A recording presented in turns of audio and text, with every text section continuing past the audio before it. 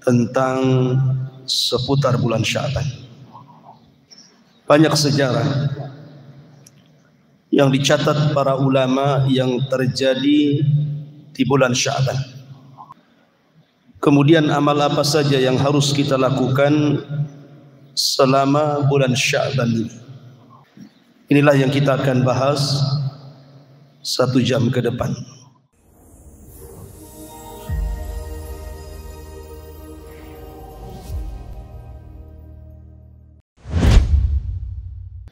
Bismillahirrahmanirrahim. Assalamualaikum warahmatullahi wabarakatuh. Alhamdulillah wassalatu wassalamu ala Rasulillah wa ala alihi wa sahbihi wa mawalah wa la hawla wa la quwwata illa billahi wa ba'du.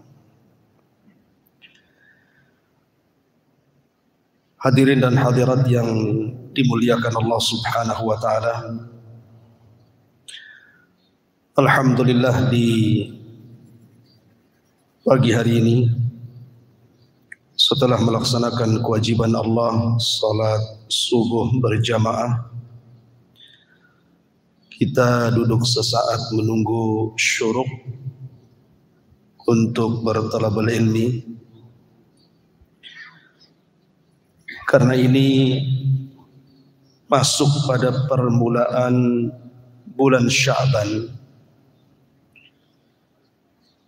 maka tema di pagi hari ini kita akan fokus tentang seputar bulan Sya'ban. Banyak sejarah yang dicatat para ulama yang terjadi di bulan Sya'ban. Kemudian amal apa saja yang harus kita lakukan selama bulan Sya'ban ini. Inilah yang kita akan bahas 1 jam ke depan. Ma'asyiral muslimin yang dimuliakan Allah Subhanahu wa taala. Di antara peristiwa-peristiwa yang terjadi di bulan Sya'ban, pertama, Allah Subhanahu wa taala menghadiahkan kepada Rasul kita dengan turunnya surah Al-Ahzab, di mana Allah Subhanahu wa taala berfirman, "Innallaha wa malaikatahu yusalluna 'alan nabi ya ayyuhalladzina amanu sallu 'alaihi wa sallimu taslima." Turun ayat ini di bulan Sya'ban. Sesungguhnya Allah dan para malaikatnya, mereka bersalawat kepada Nabi. Wahai orang-orang yang beriman, bersalawatlah kalian kepada Nabi kalian dengan sebenar-benar salawat dan penyerahan. Artinya bulan Sya'ban ini turun perintah untuk bersalawat kepada Nabi. Dan salawat kepada Nabi SAW ini bukan perkara biasa. Karena salawat itu tanda cinta kita kepada Nabi. Barang siapa yang cinta kepada sesuatu, tentu akan banyak menyebutkan sesuatu itu. Kalau kita cinta kepada Nabi SAW, maka sudah selayaknya kita memperbanyak salawat. Karena salawat itu adalah penyebab kita mendapatkan syafaat dari Nabi SAW. Terutama di hari Jumat, kita disuruh untuk memperbanyak salawat. Kemudian yang kedua, pengalihan kiblat. Di permulaan hijrah Nabi SAW dari Mekah ke Madinah, 6 bulan pertama Nabi SAW salat menghadap Baitul Maqdis. Baru setelah 6 bulan turun ayat. Qad nara taqalluba wajhika fis sama falanwalliyannaka qiblatan tardaha fawalli wajhaka syatral masjidil haram. Ketika Nabi SAW sudah tidak senang berarah kiblat ke Baitul Maqdis karena memang itu kiblatnya orang-orang Yahudi, dan di Madinah banyak orang-orang Yahudi. Rasul ingin menyelisih orang-orang Yahudi yang ada di kota Madinah. Makanya Nabi SAW terus memandang ke langit agar Allah Subhanahu wa ta'ala palingkan kiblat dari Baitul Maqdis ke Baitullah Al-Haram, dan Allah ijabahi keinginan Nabi. Allah katakan, qad nara taqalluba wajhika fis sama. Kami melihat bagaimana mukamu menghadap ke langit, agar engkau memilih kiblat ke Baitullah Al-Haram. Maka Allah katakan, fawalli wajhaka syatral masjidil haram. Kalau begitu palingkan wajahmu menghadap Masjidil Haram. Ketika turun ayat ini, yang tahu hanyalah penduduk Madinah, sementara penduduk Kuba tidak tahu ayat ini turun. Sehingga ketika sholat subuh, sahabat yang ada di Kuba pada rakaat pertama masih menghadap Baitul Maqdis. Tiba-tiba ketika masuk rakaat kedua, datang penyeru, annal kiblata qad surrifat, bahwa kiblat sudah dialihkan. Maka mereka pun langsung dalam posisi ruku pada rakaat kedua, berputar 180 derajat dari Baitul Maqdis menuju Baitullah Al-Haram. Dan ini terjadi di bulan Sya'ban. Kemudian yang ketiga, diwajibkannya puasa Ramadan. Ketika Allah Subhanahu wa ta'ala turunkan ayat, ya ayyuhalladzina amanu kutiba alaikumus siyam kama kutiba alal ladzina min qablikum la'allakum tattaqun. Wahai orang-orang yang beriman, diwajibkan atas kalian berpuasa sebagaimana diwajibkan kepada umat sebelum kalian agar kalian bertakwa. Ayat ini turun di bulan Sya'ban tahun kedua Hijriah.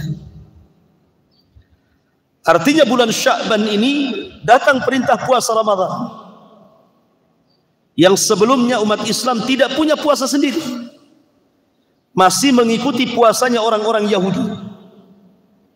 Di permulaan hijrah, Rasul melihat ada orang-orang Yahudi sedang berpuasa. Kemudian bertanya, puasa apa kalian? Maka orang-orang Yahudi mengatakan, ini puasa yang dilakukan Nabi kami Musa alaihi salam tatkala diseberangkan oleh Allah dan diselamatkan dari kejaran Firaun. Maka Musa berpuasa, kami pun sebagai umatnya berpuasa. Maka Rasul mengatakan, kalau kalian berpuasa karena menghormati Musa, maka kami lebih menghormati Musa dibandingkan kalian. Sejak itulah Rasul memerintahkan puasa pada tanggal 10 Muharram. Tapi pada tahun kedua Hijriah, maka turun surah Al-Baqarah, perintah puasa Ramadan tepat di bulan Sya'ban tahun kedua Hijriah, sehingga menghapus hukum wajib puasa 10 Muharram menjadi sunnah, karena Islam punya puasa sendiri 1 bulan full yang disebut dengan puasa Ramadan, dan kewajibannya turun di bulan Sya'ban. Ini yang ketiga. Yang keempat, terjadi peperangan di zaman Nabi SAW yang disebut dengan perang Bani Mustalik, atau disebut dengan perang Muraisiyah, perang yang membongkar aib orang-orang munafik.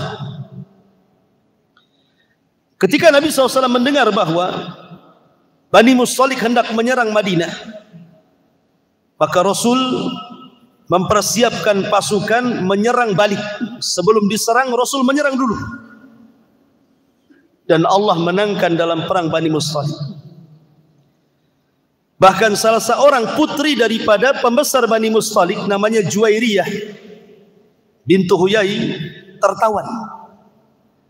Akhirnya kemudian Juwairiyah pun ingin memerdekakan dirinya. Maka Nabi memerdekakannya, kemudian menikahinya. Maka Juwairiyah menjadi ummul mukminin, satu di antara 11 istri Nabi SAW. Dengan masuk Islamnya Juwairiyah, satu Bani Mustalik masuk Islam. Ini perang Bani Mustalik ini terjadi di bulan Sya'ban dan Allah menangkan. Kemudian juga peristiwa yang lain adalah lahirnya seorang sahabat di kota Madinah. Sahabat yang pertama lahir dari kalangan orang-orang muhajirin, namanya Abdullah ibn Zubair, putra daripada Zubair ibn Awam yang menikah dengan Asma bintu Abi Bakri. Dan Abdullah ibn Zubair kelak akan menjadi khalifah setelah Muawiyah ibn Yazid tidak mau meneruskan kekuasaan Yazid bin Muawiyah. Maka Abdullah ibn Zubair memproklamirkan diri untuk menjadi Amirul Mukminin dari kota Madinah, dan serentak orang-orang berbaiat kepada Abdullah ibn Zubair ini. Walaupun belakangan dia dibunuh dalam peperangan oleh Hajjaj ibn Yusuf. Kemudian juga di antara peristiwa di bulan Sya'ban adalah lahirnya cucu Nabi SAW, Husain ibn Ali. Husain ibn Ali adalah satu di antara dua cucu Nabi. Pertama Hasan, yang kedua Husain. Maka siapapun yang mengaku keturunan Nabi, maka harus lewat dua jalur ini. Kalau tidak turunan Hasan, turunan Husain. Dan turunan Husain itu yang hidup cuma satu orang saja, karena semua mati di Karbala.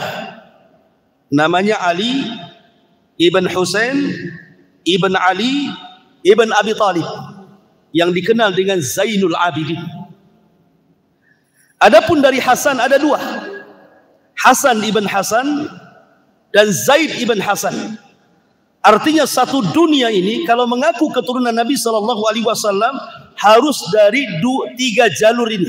Satu putra Hasan, dua putra Hasan, dan satu putra Husain. Adapun Husain, yang tersisa anaknya cuma satu, namanya saya ulangi, Ali ibn Husain atau dikenal dengan Zainul Abidin. Adapun dari Hasan, Hasan ibn Hasan dan Zaid ibn Hasan. Dan semua putra Hasan dan Husain meninggal di Karbala, kecuali tiga orang ini.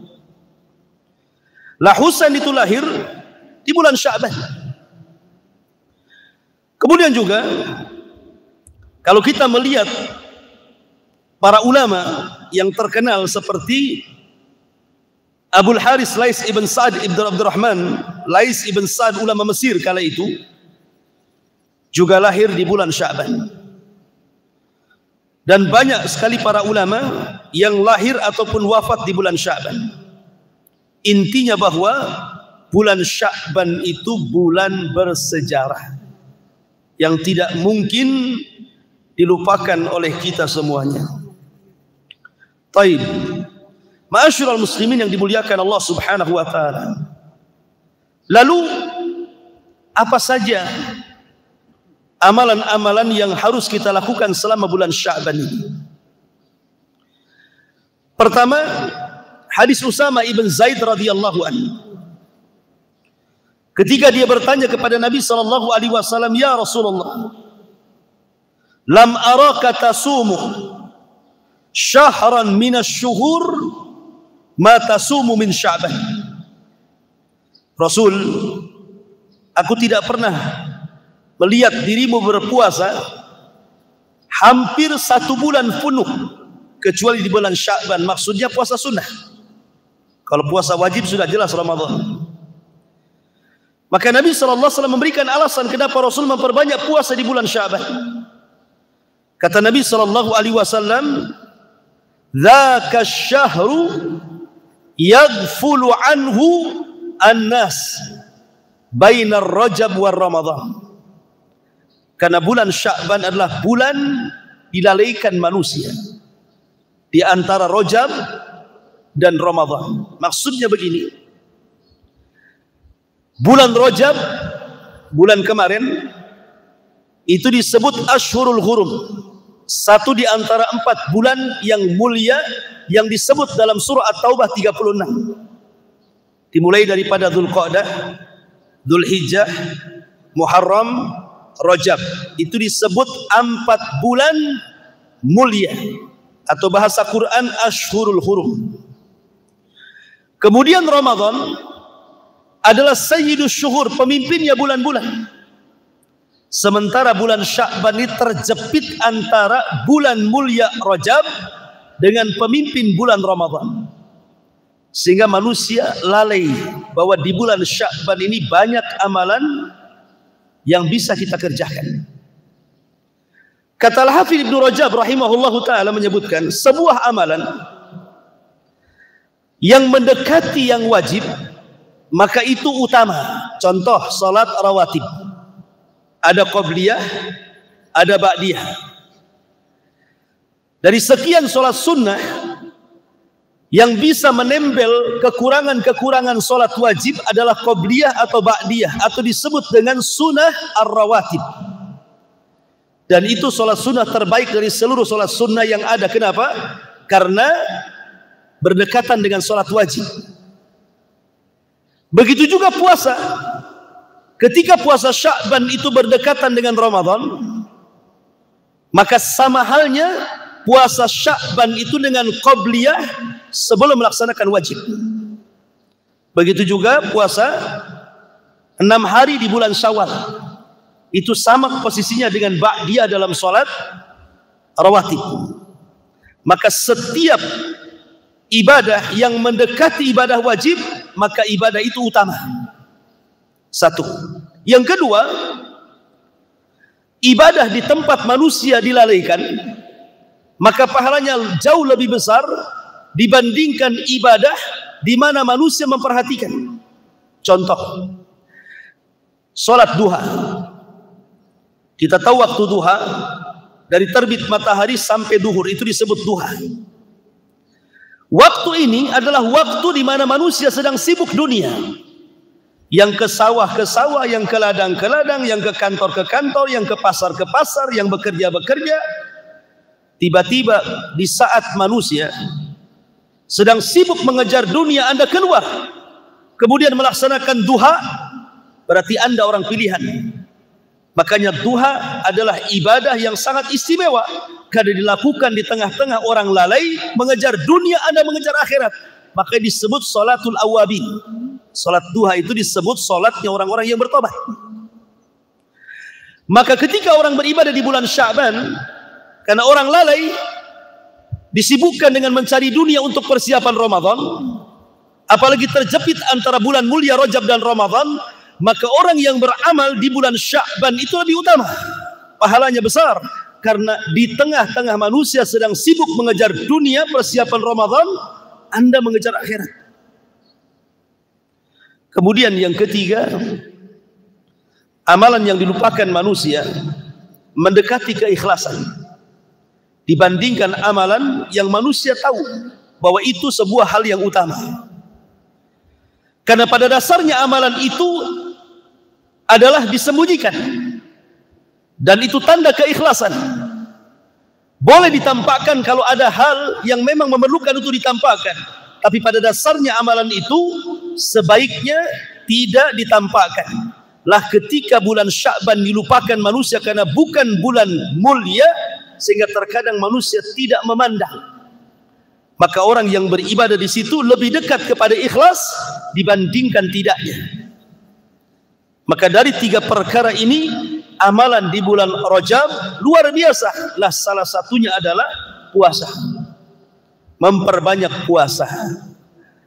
Puasa Senin Kemis, puasa Ayyamul Bid, puasa Daud, atau puasa qadha kalau kita punya hutang gitu, atau puasa nazar kalau kita punya nazar, atau puasa kafarah kalau kita punya kafarah, atau puasa diat kalau kita punya diat, dan begitu seterusnya. Kemudian kata Nabi SAW, melanjutkan hadisnya, Nabi mengatakan, wa huwa syahru turfa'u fihi al-a'mal. Dan bulan Sya'ban itu adalah bulan di mana seluruh amalan kita, baik ucapan kita, baik perbuatan kita, baik yang tampak ataupun yang tersembunyi, semua akan diangkat ke langit. Tidak harus menunggu waktu asar dan subuh, tidak harus menunggu hari Senin dan Kamis, tetapi setiap hari siang dan malam amalan kita akan diangkat sampai ke Sidratil Muntaha dan Allah melihatnya. Makanya perbanyak ibadah, karena sekecil apapun amalan di bulan Sya'ban akan diangkat. Kesempatan luar biasa. Kalau di hari-hari biasa selain Sya'ban, kita harus menunggu waktu asar baru diangkat amalannya, atau menunggu waktu fajar baru diangkat amalannya, atau mungkin sifatnya mingguan, Senin dan Kamis. Tapi bulan Sya'ban setiap hari, setiap waktu diangkat. Makanya Nabi SAW, beliau mengatakan, wa ana uhibbu an yurfa amali wa ana saimun. Dan saya suka kalau seandainya amalan saya diangkat dan ketika itu aku sedang berpuasa. Artinya bahwa amalan yang paling dianjurkan di bulan Sya'ban, perbanyak puasa. Apalagi ada hadis Nabi SAW, kata Nabi SAW, man sama yauman fi sabilillah ba'adallahu wajhahu anin nar sab'ina kharifah.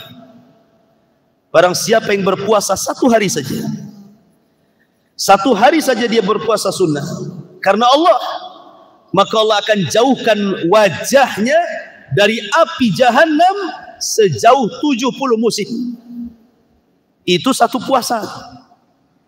Bagaimana kalau seandainya setiap Senin Kamis kita puasa, setiap Ayyamul Bid kita puasa, apalagi sampai puasa Daud, maka semakin banyak puasa, semakin jauh wajah kita dari api neraka.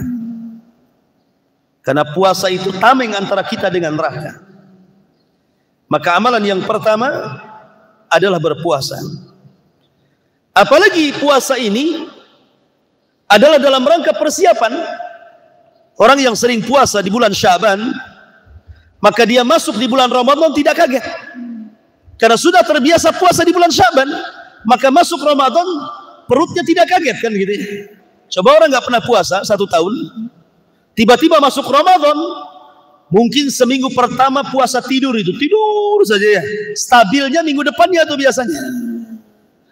Tapi kalau di bulan Sya'ban sudah sering puasa, insya Allah masuk Ramadan terbiasa dia, sehingga tidak mengganggu aktivitas ibadah selama Ramadan. Ini faedah puasa di bulan Sya'ban ini. Ini yang pertama.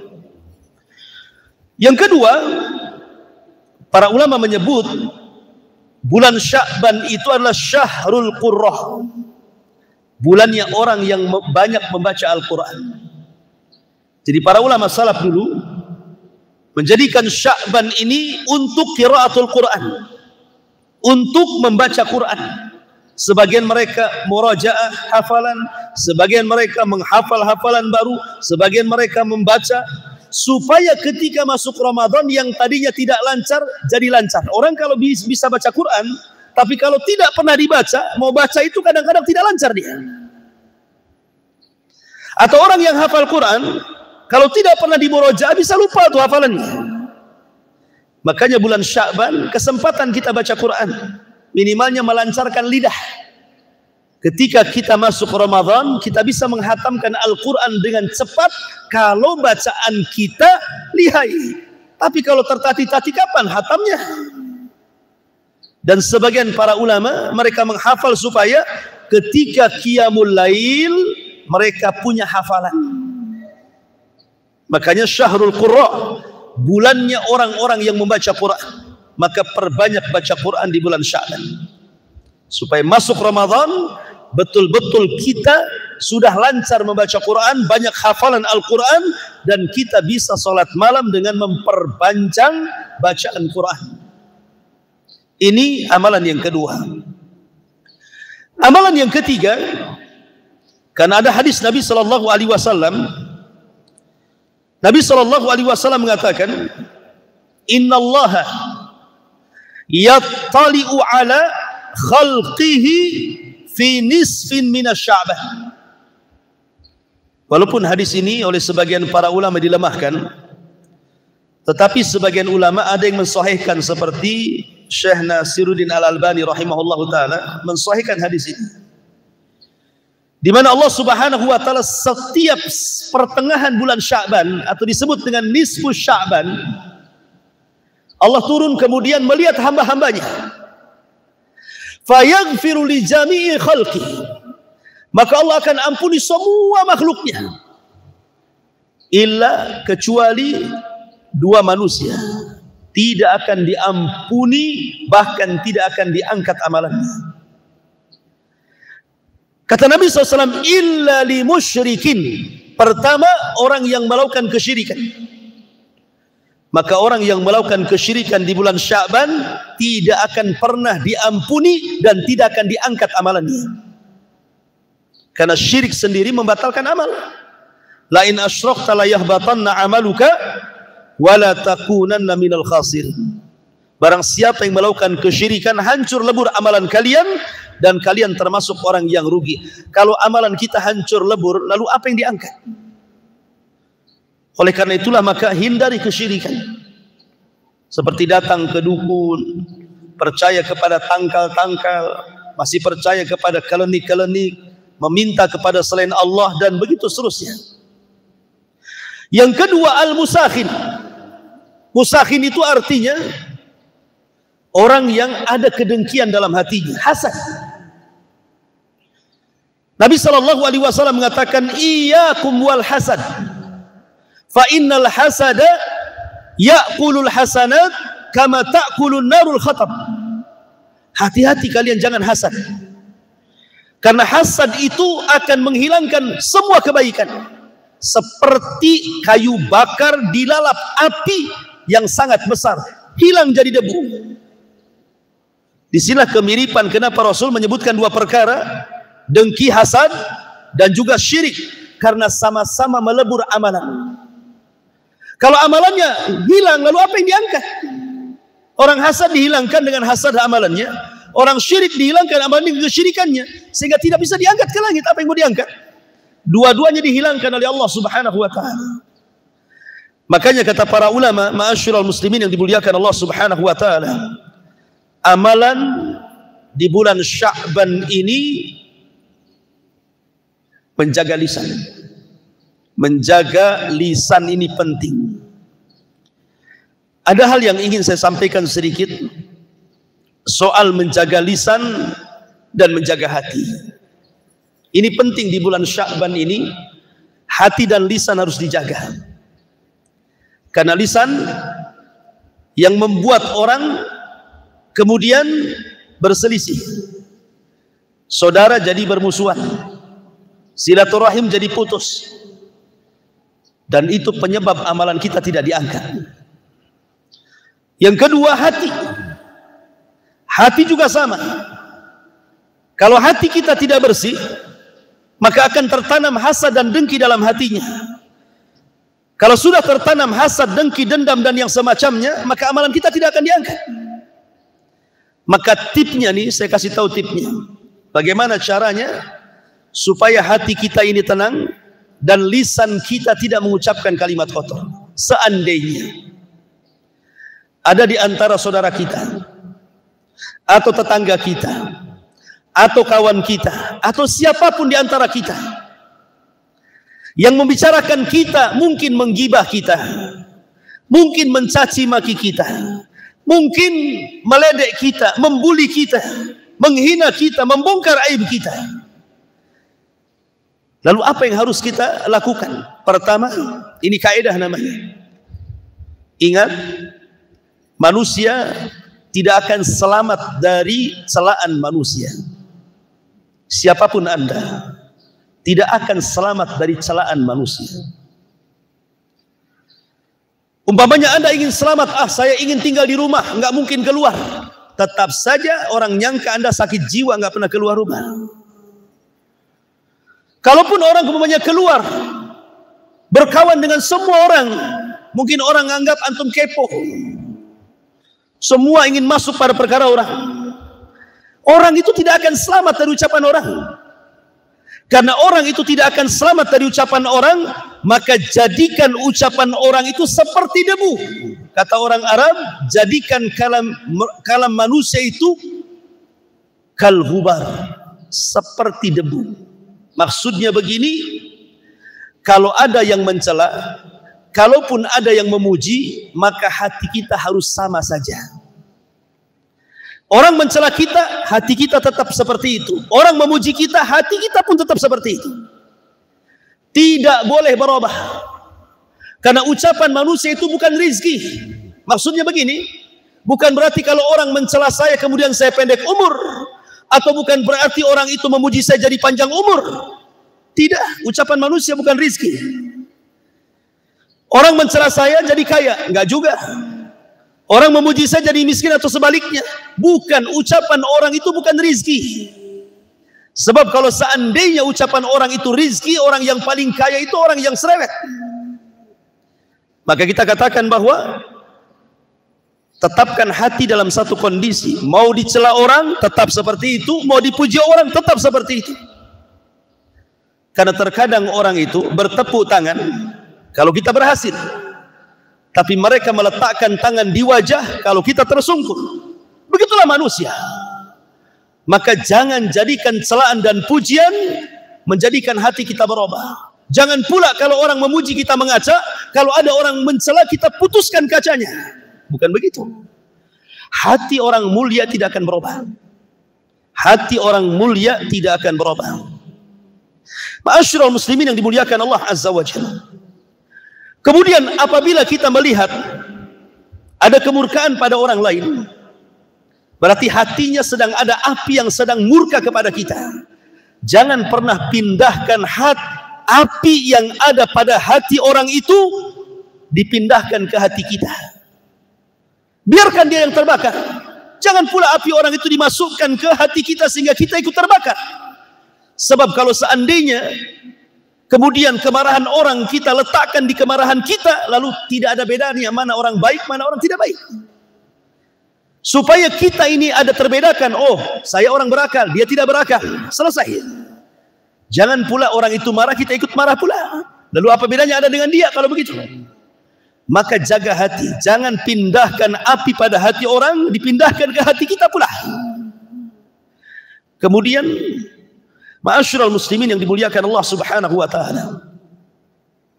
Ucapan manusia. Manusia itu sudah bicara sejak Adam diciptakan. Tetapi manusia bisa bicara itu bukan Allah ciptakan membicarakan kita terus-menerus, tidak. Pasti ada waktunya dia capek. Ya kan? Siapa yang menciptakan manusia? Allah.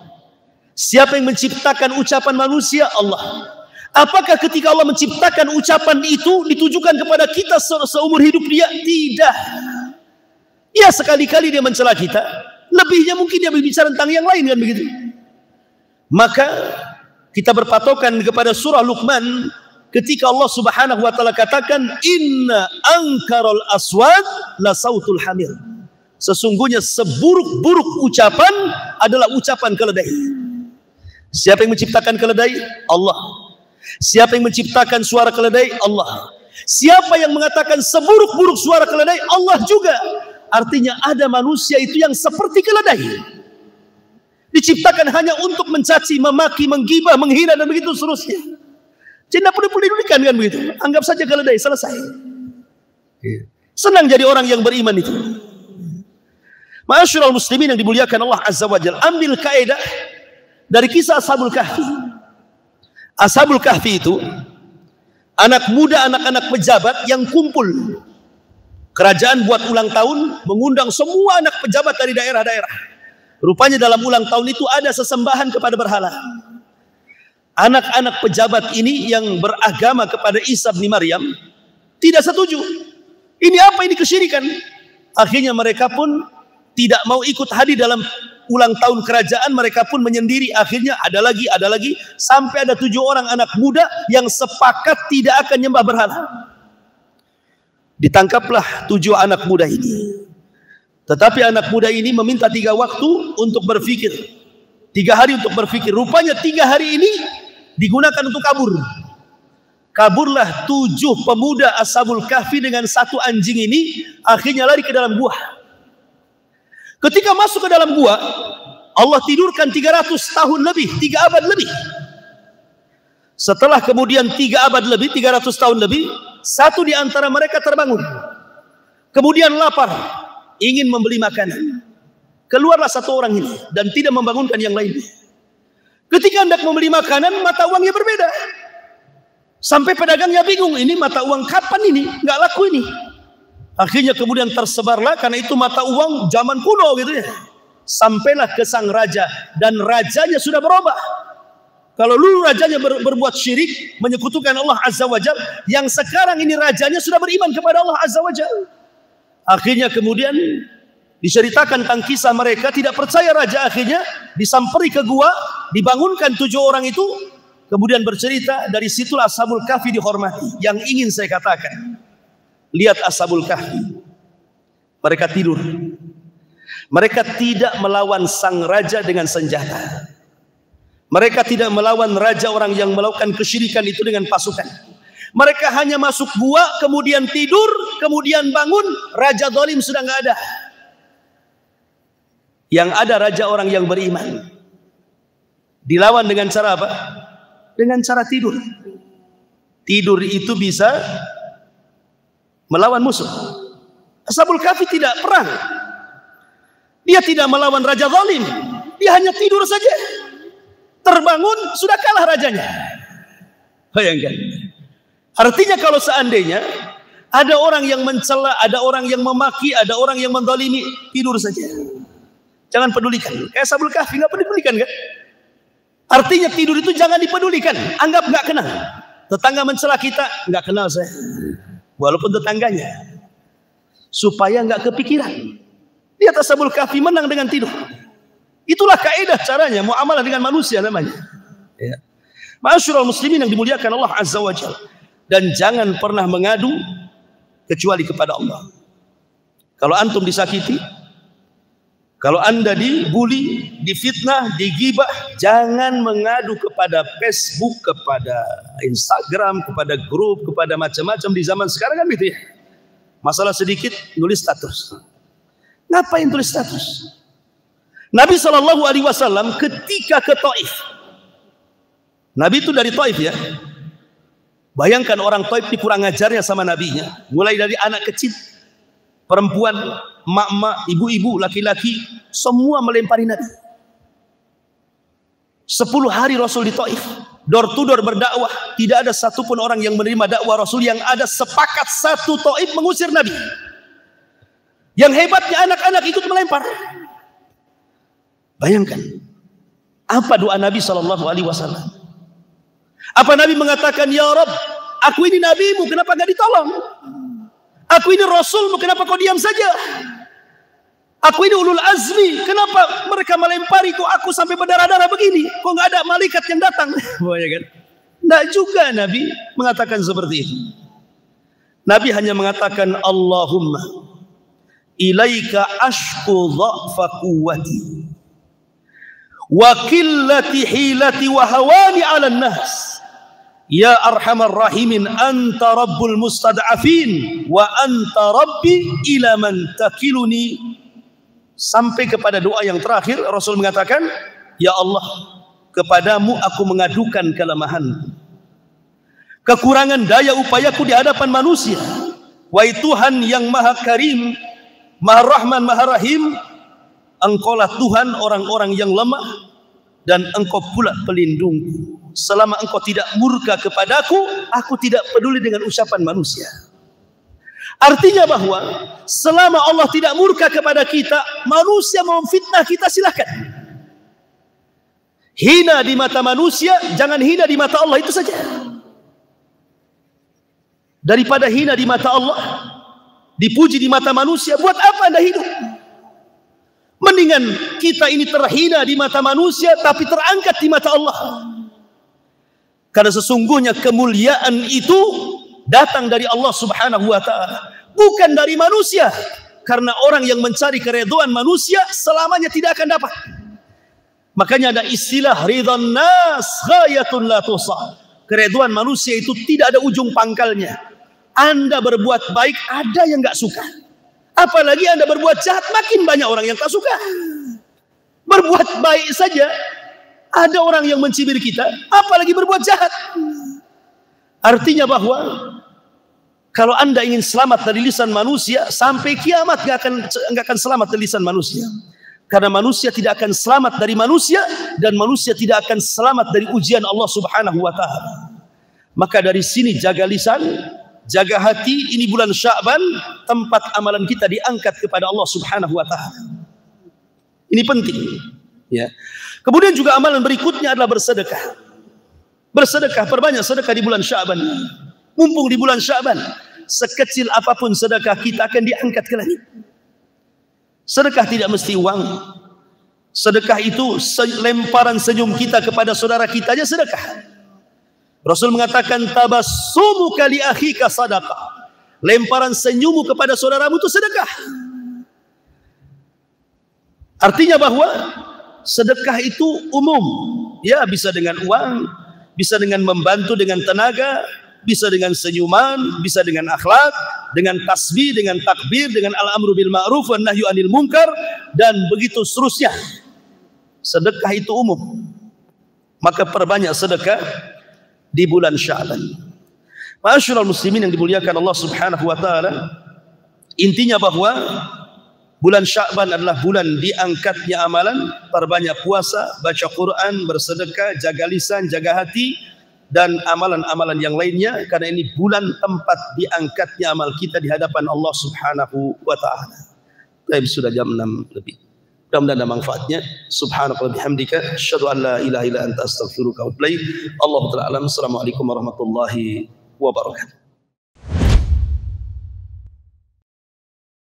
Intinya bahwa tolong beradab, berakhlak kepada Allah. Membahas tafsir dari surah Al-Imran.